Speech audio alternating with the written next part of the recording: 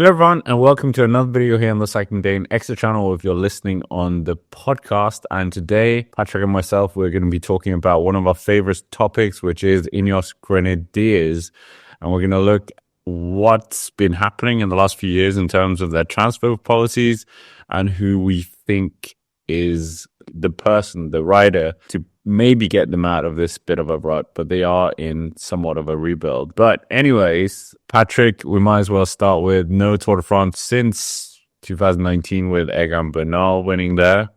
So obviously that has been the ethos of the team, being this Grand Tour machine. But what has been happening in Ineos Grenadiers in transfers wise? Yeah, I've been taking a look at this just to try and see almost where the problem started of Ineos's slow downfall. And I think it can honestly be traced back to potentially even something like 2023, 2022, something like that is where I want to say things started out. Because when you start to look at their riders in versus riders out, it becomes very apparent as to the people who have been leaving the team and the talent that's leaving the team and what those riders have subsequently gone on to do with other teams, and thinking about how would we be looking at the Ineos Grenadiers now if those results had been for them. So, for example, since 2022, they lost Adam Yates, Richie Porte, Richard Carapaz, Dylan Van Baarle, Amador and Eddie Dunbar.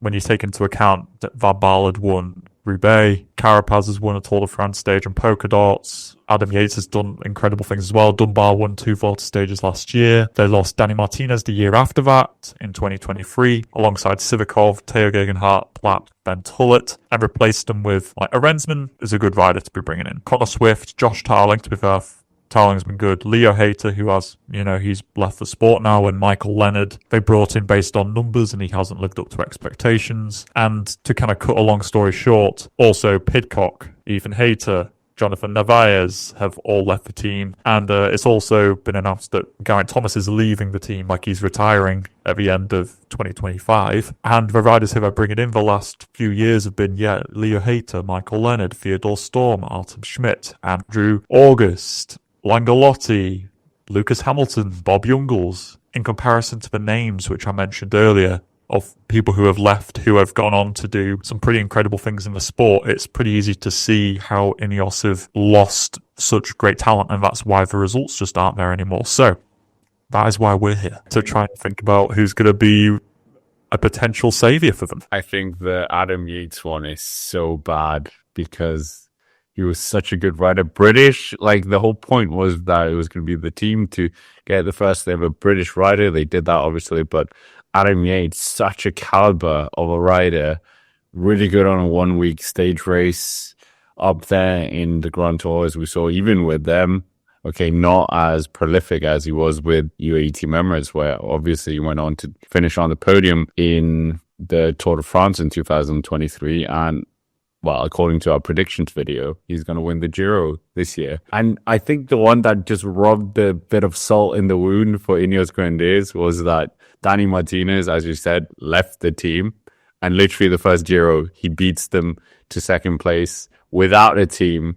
And Geraint Thomas finishing third. I thought that was quite... It does beg the question now as to Ineos going through a rebuild at the moment. Is the focus still on Grand Tours anymore? Are they this GC winning team anymore?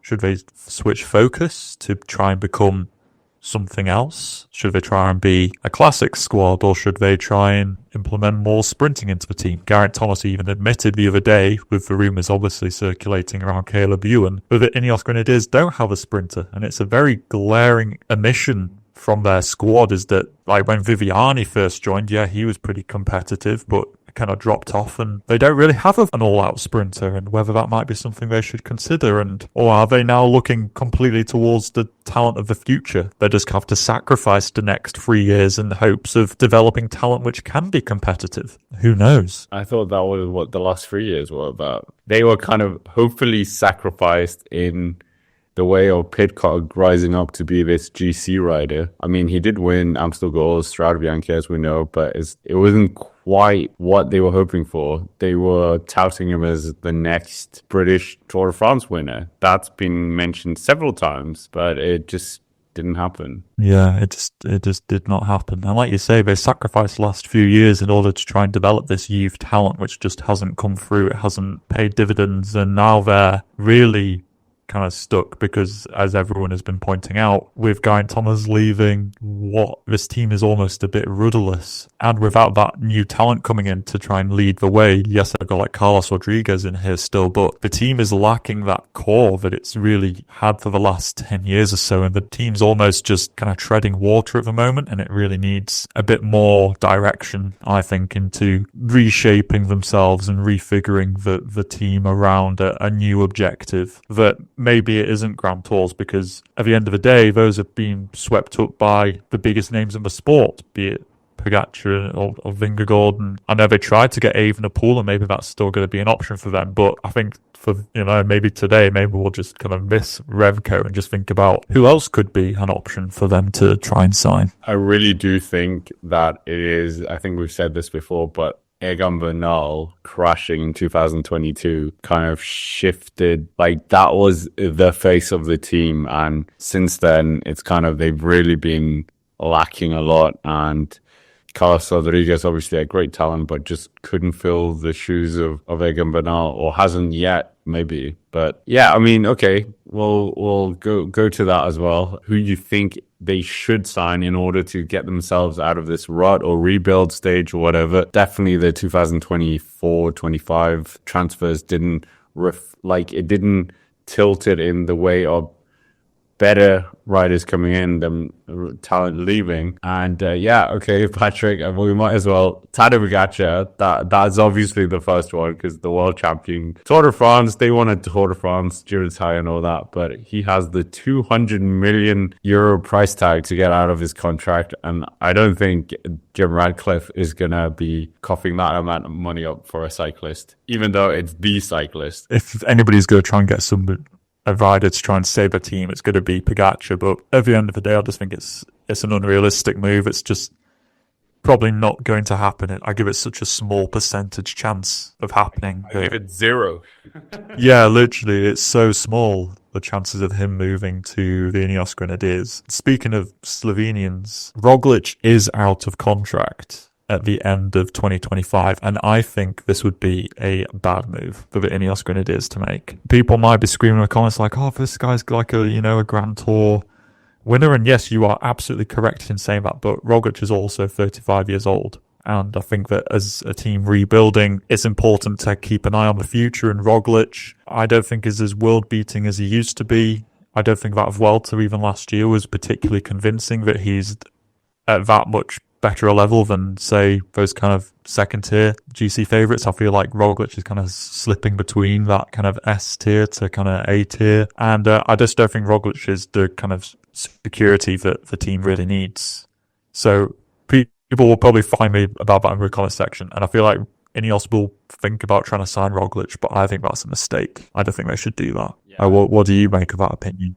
No, I agree. I think the Red Bull Bora Hansgrohe signing of him was a bit, okay, has he got any years left? Jonas Vingegaard and Tadej Pogacar so much younger, Remco as well, and they've all got the better of him. So he really needs like the stars to align, a bit like the Giro could do this year. So maybe he will get a podium position or take the trophy as well there. I pretty much agree there. I mean, Jonas Vingegaard is the guy you should have gone to, not Roglic, but Jonas Vingegaard I think is also heavily tied up with this Leaspike. I don't think he's leaving. Remco Evenepoel turning down a 10 million euro contract allegedly to join Red Bull Bora Hansgrohe, so I don't think he's going to be leaving in anytime soon. There's no Patrick Lefevre, so does that have any influence on him? Not sure. So other than that, out of the top 6, the big 6, Wout van Aert, he has that infinite contract with Visma Leaspike. Mathieu van der Poel, I think he hardly owns Alpecin de Koenig or has some really strong ties. So I don't think Mathieu van der Poel, as much as Ineos Grenadiers would want Mathieu van der Poel, I don't think he's going anywhere either. And yeah, who else? So then you're down to like the other riders outside the top 6, or like who do well in the UCI rankings. And yeah, you have one suggestion, which is not GC focused, but it is more towards the classics. And this is quite interesting. I honestly think that the Ineos Grenadiers should put all of their power into trying to sign Mads Pedersen. And people will be like, why is that even a good move, Patrick? That's just don't be ridiculous. But hear me out.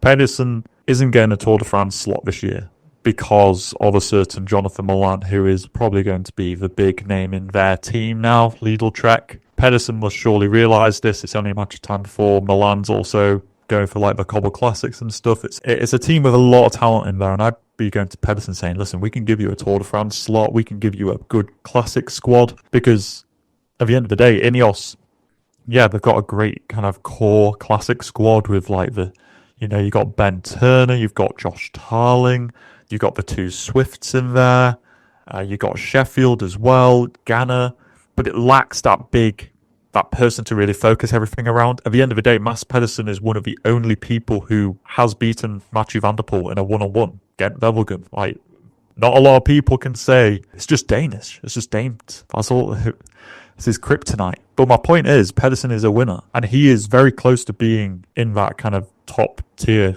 category. He can sprint as well, so you could get those Grand Tour victories. He can be the leader for the Cobble Classics. Pedersen, as a matter of fact, this year, if you include GC victories, got like 12 victories. Bear in mind that Ineos Grenadiers as a whole team last year, in 2024, got 13. One victory more than just Pedersen on himself. So Pedersen also, he can climb pretty well. We saw him supporting Skelmoser when he was trying to go for, it was Ciccone, sorry. Not bad. When Ciccone was trying to go for polka dots in the Tour in like 2023. Pedersen can climb, he can be a good domestique, he's as close as you're going to get to Wout van Aert without getting Wout van Aert. And honestly, Ineos should try and get him with all their might, because he must realise Lidl Trek is a competitive team now, and Ineos would be an easy place to become kind of the big fish. But don't you think he's the big king in a Lidl Trek? Well, kind of, because then you would have got the tour spot. So you are. Look, but you got Milan. Milan is the future of Lidl Trek. Ineos should just completely sack off any GC ambitions now in the Grand Tours. I think you can still keep like Carlos Rodriguez and Bernal can still get their Grand Tour opportunities for sure. I do think that Bernal, he had promised in 2024, had some good results coming back, and I think he can definitely build on that. But I just think that Ineos lack a sprinter, and they lack that leader also in the Cobble Classics, and Pedersen provides a bit of both. So you're killing two birds with one stone. So for me, I think Pedersen is just like an easy fit. And like, he's 29 years old, so he's still got plenty of years ahead of him. And for me, I think he's just like a perfect fit to go into the squad, because he just kind of really molds into the team really well, in my opinion. But are there any other riders that you'd want to, that you think that Ineos should sign? You just looked at their contracts and they're both signed up with UAE Team Emirates. Joao Almeida, I mean, he would kind of be Ineos Grenadiers of yesteryear style, but he's on a contract until 2020, end of 2026. Juan Ayuso, that we spoke about and had this theory that he would fit greatly into Ineos Grenadiers if he was too frustrated not having his own chances, and him and Carlos Rodriguez somewhat work together, maybe not, but he's tied up to a contract as well until 2029. So yeah, I don't think he's going to be going anywhere, and there's probably a big buyout clause in his contract as well. So, I mean, yeah, the GC landscape, you almost have to turn to like some unknown prodigy that's coming up through the ranks, and they just have to throw all the money at that person. I mean, we've said that before. They should have done that with Isaac Del Toro, but they didn't. So I'm not sure that's going to happen. And how swayed are these talents now coming up in the Tour de l'Avenir to go to Ineos Grenadiers? It's not the Ineos Grenadiers with Chris Froome winning the Tour de France for 4 times, and then you're being set in to kind of get ready for that. I think Tadej Pogacar, not getting him in 2018, that was maybe the big mistake. They got Egan Bernal, obviously, after he won the Tour de l'Avenir, but not getting Tadej Pogacar, that was probably where this tide started turning. Yeah, it probably was. Once the Pogacar started, pretty much that was it for everybody else, apart from Jumbo-Visma stroke Visma Lease bike. But Ineos are going to keep their finger on the pulse on this kind of youth prospects coming up, on the under-23 races, on the junior races, and we're going to try and snag up this talent. A lot of it is already getting taken to big teams. I mean, even a good rider that I think they should try and sign is somebody like Lorenzo Finn, who won the junior road race this year. He's like half Italian and half UK, I think. I think he's like Mums from like Keighley or something, which is great because that's from Yorkshire, so therefore nil bias there. But no, seriously, Lorenzo Finn is like a serious name that they should be trying to target, but he's in the Red Bull Bora Hansgrohe junior squad. Anyways, with that, that's basically it for this video. Make sure to comment down below what you think of Ineos Grenadiers. How are they going to get themselves out of this bit of a rut that they have? And if you want to check out Patrick's own channel, I'll Do Cycling, that is back and uploading videos. So